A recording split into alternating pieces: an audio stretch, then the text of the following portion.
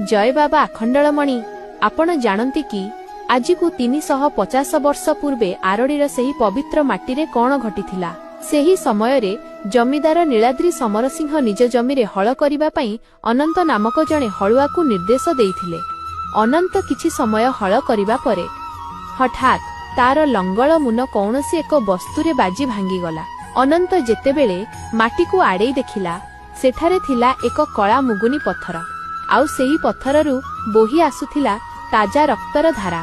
सेही मुहूर्तरे एक विराट रड़ी बा शब्द सुनागला जेउथिपाई एही स्थानर नाम हेला आरडी।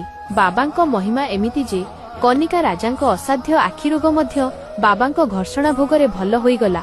सेइथिपाई तो राजा बाबांक पई एही विशाल पत्थर मंदिर निर्माण करिथिले। आजि भी बाबांक कुंड जलरे सबु रोग भल हुए। जदि आपण बाबांकु विश्वास करंती तेबे कमेंट रे जय आखंडलमणि निश्चय लेखंतु।